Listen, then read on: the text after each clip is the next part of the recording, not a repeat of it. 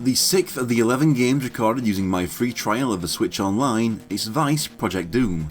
Before playing this game, I'd heard of its name and the name of its main character, but knew nothing else at all about it. The game is very similar to the NES Ninja Gaiden games, not just in gameplay but in presentation, with a lot of cutscenes for an NES game.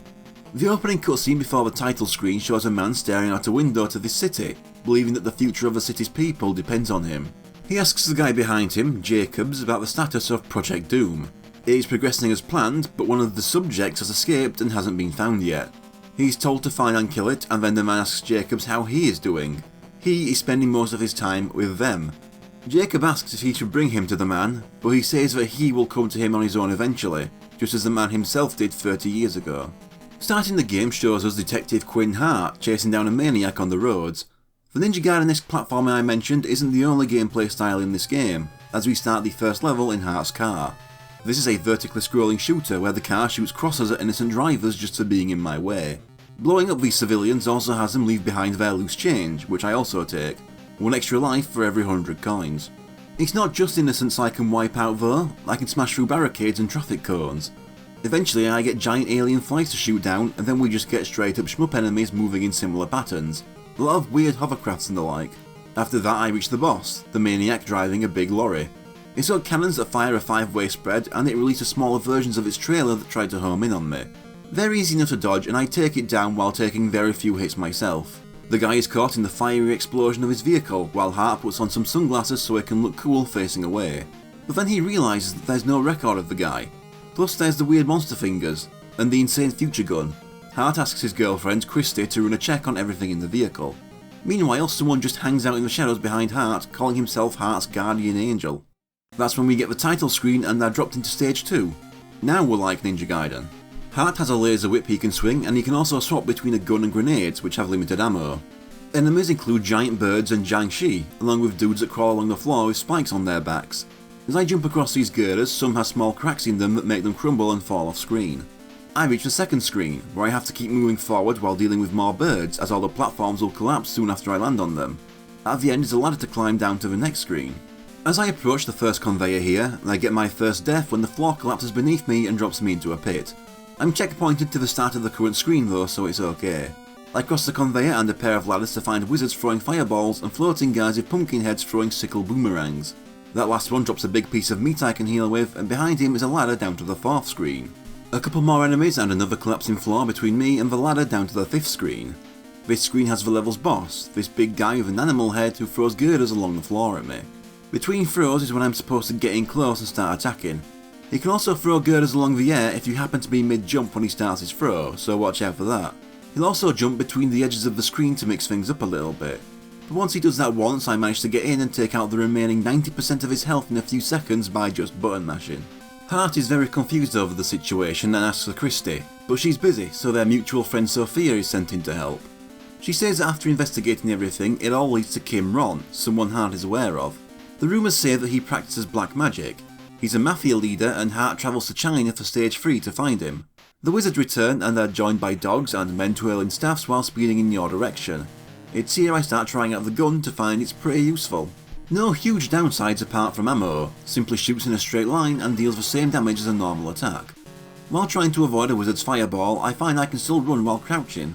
There's fire along the floor that needs to be avoided and the return of the pumpkin heads. I soon reach the end of the screen and climb a couple ladders to the second. Up here are a pair of metal rails to cross while avoiding the electrical sparks that travel along them. I get to use one of my grenades to kill this out of reach wizard and find that the explosion's range is a decent size. The birds return as I reach the end of the screen and climb down another ladder. 2 enemies and 2 flames while I descend and move right to reach the boss, Kim Ron himself. He's a tall man with a staff who jumps around and breathes fire. I took a lot of damage on the way here, so I'm killed quickly. He is very easy to damage when he's breathing fire, as if you get up close and crouch, the flames go over you so you can get a lot of free hits in. His twirling staff charges a lot quicker and tougher to dodge if you aren't expecting it, but he only gets to use it once before I finish him. Christy tells Hart that the gun belonging to the maniac from the first stage is a top secret army gun, and forensics found dirt on his clothes from Central America. Christy says there's been reports of trouble in a town called Ricardo, so Hart figures he best check it out, leading to stage 4 taking place in a secret research base. The dogs and staff wielders return. They're soon joined by men with guns of their own. And guess who already forgot he can crouch run and just keeps taking the shots? Thankfully this game doesn't have the damage inflation that Ninja Gaiden does, and Heart is more durable than Hayabusa. Eventually I reach the end of the screen and climb down a ladder into a cutscene. Heart goads the enemy to come to him and we start the third kind of level type, the first person shooting stages. It plays like any other gallery shooter of the time. Enemies will run in from off screen, hide behind cover or pop up in front of the screen while I just have to aim my cursor and shoot. Some will also throw bombs at you from the back. Some will also throw themselves at you from the back. It's a simple stage and it's just the right length that it neither feels pointless nor like it drags on for too long. Once I've cleared them all out, I get another cutscene with Heart on a plane, thinking that the experience he just had reminded him of his mercenary days. Then stage 5 starts off in a cave. We have ninjas, smaller birds and big guys with cleavers to deal with.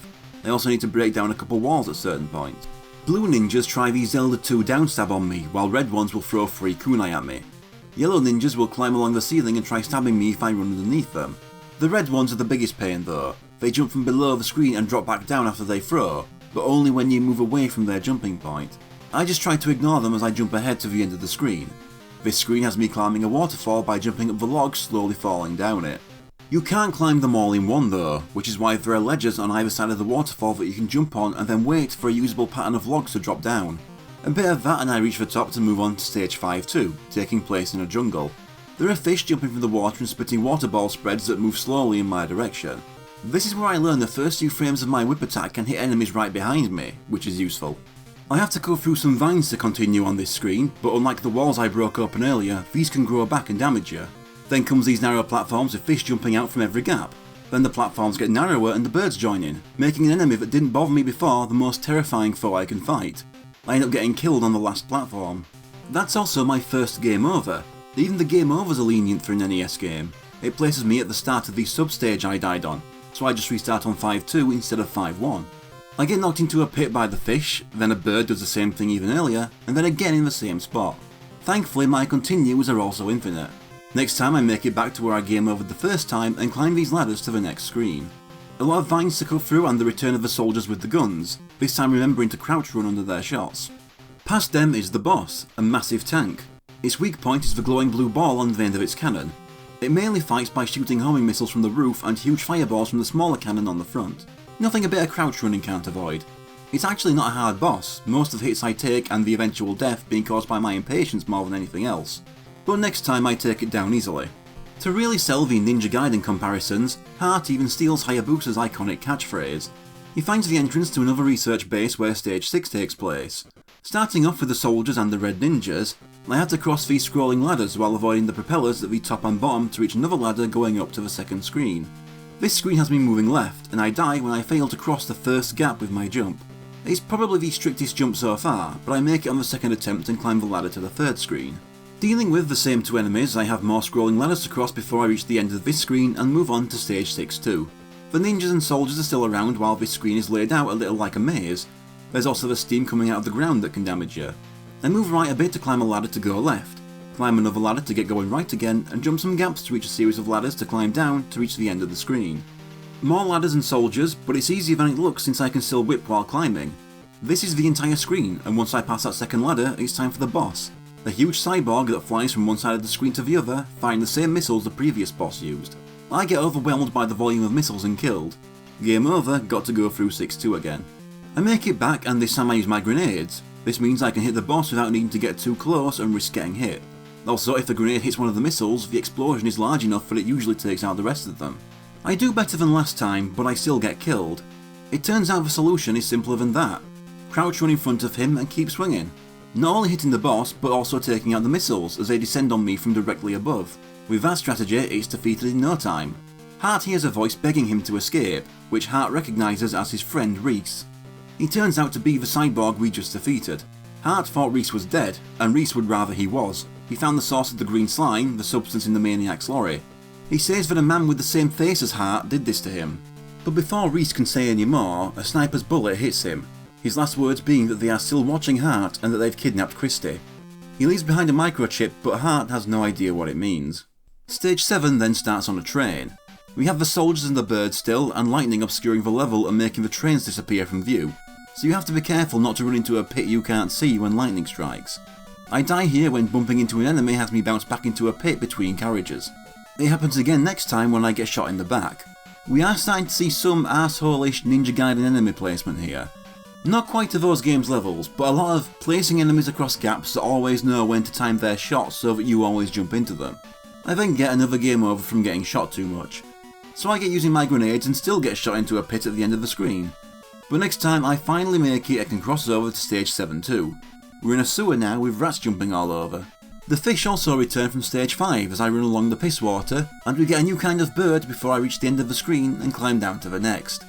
More water to run through, you will get pushed in the direction the water is flowing. A few dry platforms where every enemy on the screen zeroes in on me at once but are easily dealt with, then a bit more water to run through to the third screen. Now I'm climbing vertically up several platforms while also running against the water. At this point I become a lot less hesitant about just using those grenades. Fourth screen is one more short trek through water before reaching the boss, another cyborg who kills me in seconds. Then I have about 5 minutes of pause screen footage. I cannot remember what was going on back then. The cyborg has a spread shot and a large energy wave. I stay on my side of the screen so I can anticipate those spreads and avoid them. When he flies over for the wave, I crouch under it and attack. When he tries it on the other side, I jump up onto the platform so I avoid it without the risk of accidentally standing up or falling into the pit in the middle. It makes the boss fight last longer than any previous one, but I also kill it without taking any damage. Hart threatens a cyborg with his gun to tell him where Christy is, but he can't talk and stage 8 just starts instead inside this power plant. We have floating orb enemies, electric floors that have electric ninjas jumping out of them, soldiers launching big nuts at me, and whatever this thing is, but I can't figure out how to kill it yet. You also can't destroy the soldier's nuts with your whip either, you can only bounce it over your head. Electricity coming down from the ceiling and then a ladder down to the second screen. Next room has me moving left, and at this point it becomes easy to get overwhelmed by the volume of enemies if you miss a couple swings and don't kill some right away. This screen isn't very long though, and I climb down the ladder to the third. Of course getting hit this much isn't as bad as it could be, as health restoring drops are more common than you'd expect. This screen has me avoid electricity while on conveyors before I reach the end of the screen and cross into the very purple stage 8 too. This one has me jumping gaps while moving up and right, with nut throwers across the gaps of electric floors and me forgetting to swap weapons again. I do get a death after climbing this ladder though, when I get knocked through a tiny gap below the ladder. Next time I try a different route. At the start I climb to the left and to the top, but I fail the next jump and fall back onto the usual path. I'm prepared for the orb that killed me this time and run through to find a series of ladders going down to the second screen. This one is just 2 nut soldiers and another ladder down to the boss. The green guy walking on the ceiling. He has 2 different spread shots, a triple that goes straight down, and a 4-way shot he throws above himself and covers a larger area. I try staying away and throwing grenades, but he kills me. Game over again. This time I get back with full health and damage race him. I stand underneath and mash that whip button, taking him down before I even lose half health. Sophia catches up with Hart and tells him that she's heard reports that Christy was last seen being abducted by men in uniforms from the biotech lab. So we go there for stage 9 and see all the weird shit being grown in the tubes. There are mutants who spit towards you before sinking into the floor, and blue variants who'll jump out towards you, followed by big hopping dog-headed demons. There's still water to run against too, followed by electricity I have to time my fall through to avoid, then another one to jump up through. But just as I see the ladder to the next screen, all the damage adds up and kills me. But next time I make it and climb up. I head left, dealing with more of the new enemies until I reach the end, only to get killed by one of the dog heads at the last second. But I get through onto the third screen where I'm jumping up past electricity and climbing conveyors. A little bit of that, and at the top is the exit into stage 9 too. Now we can see more human shaped figures inside the tubes. I've also got dangerous purple drips from the ceiling to worry about. I have to let the floor on this platform crumble beneath me to climb these steps to find a weird merman I think. Then cut through purple vines, avoid fire and go through another dripping tunnel followed by more vines and jumping across pits to reach one more mass of vines and a crumbling set of blocks I have to drop through to reach the end of the screen. Here the boss is a big blue man throwing a spread shot of 4 fireballs. He'll then jump to another platform and send out 2 little blobs to zoom in towards me. He gets me down to 1 health quickly, but I manage to land on the very edge of the platform he's on and get some massive damage in quickly before he jumps through me and finishes me. Now I'm aware I can do that, I just do it earlier next time to make him run out of health first. Or her, as it turns out the blue goo person was a mutated Christy all along. She's obviously not impressed by her boyfriend beating her to death, even accidentally, as she only calls him by his surname. She only gets a few words in before she dies, ending on Beda, the name of the corporation behind this. Hart still feels there's a piece of the puzzle he's missing, and is creeped out to find a guy in a test tube who looks exactly like him. He gets in his car and charges in on Beda's HQ, leading to stage 10, the second driving segment. Pretty much the same enemies as last time. Maybe this time Hart's shooting civilian cars off the road because he's mad he got pranked into killing his girlfriend. There are some new ones though, and even the returning ones have harder patterns and are more aggressive. But there isn't much new to say until the boss, a big robot centipede. It shoots a triple laser from the mouth and a double one from the arse, with other segments shooting laser hoops. It can only be damaged from shooting the head, and since you can only shoot straight forward and it can move behind you, there's a lot of dodging to be done. But I take it down. So Hart never realised this corporation might be evil when their building is a huge Final Fantasy tower surrounded by eternal red clouds and lightning. Or it might be because he doesn't actually have eyes. The final stage, Stage 11, starts with another of the shooting segments. The level itself isn't much different than the last, but this is where I learn you still have ammo during these segments. I just thought it was infinite. Run out and you have to wait a bit for Hart to reload, and even then, it isn't much. But I can use up my grenades for explosive shots. This goes on for a bit and we get inside for Stage 11 too. The ninjas return and we also get jumping fishmen. Some blocks in the floor will crumble when stood on too long. You can tell by looking, but it's easy to get distracted keeping an eye on the enemies. Next new enemy is a hopping clown throwing the odd ball, definitely worth the time and money spent genetically engineering. Once again the surprise red ninjas are the issue and I get killed in front of a ladder to the next screen. Game over, not that it matters on the first screen.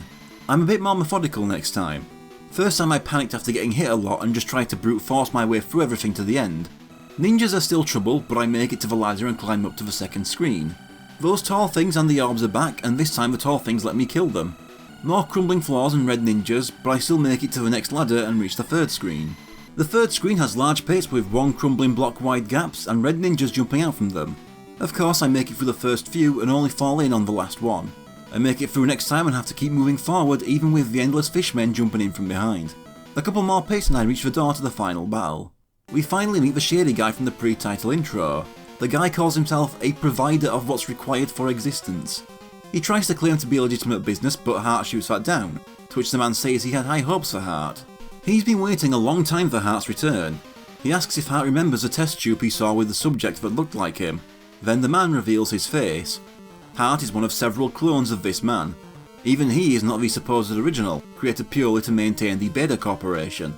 Once he is gone, Hart was intended to take his place running Beta, followed by the one in the tube once Hart was gone. Hart rejects the supposed fate that's been planned for him, so the man decides to kill him. The first phase of this battle has me face a white palette swap of Hart with all of his weapons, but I get killed first time. While he can shoot while crouching, he tends to shoot standing if there's distance between you and him, so I stay away. He always shoots 2 bullets, giving me the time to crouch run under them and get a couple hits in before he jumps away. This means I can easily defeat him while only taking 3 hits. He's impressed by Hart's skills and decides he wants to put an end to this fight. He transforms into a big Terminator looking form. So does that mean Hart can do this too? He hops around the screen firing out waves on both sides, then if you're between his legs he goes to bite for you. I can only damage him by getting between his legs and hitting his head when he goes down for those bites. Gotta be careful now as everything he does now deals several bars of damage, so you can take maybe 4 or 5 hits before dying. He actually reduces me to my last bar of health before I take him down first. The dying man says that Hart cannot change what is in place as it is bigger than both of them and that Hart shares the same blood as him.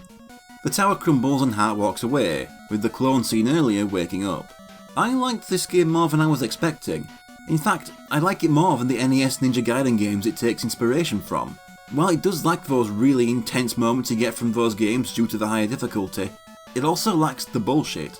I never felt like a death was unfair or a boss or enemy layout was just cheap the way those games did at times. This game cut that down while still retaining the good gameplay while still feeling like a challenge. I believe the localization left out some story elements, like cutting the explanation of what the stuff in the truck that started this investigation was actually for, but that's really the only issue I took with this game. A fun time I wasn't expecting, much better than the previous Switch Online game I covered.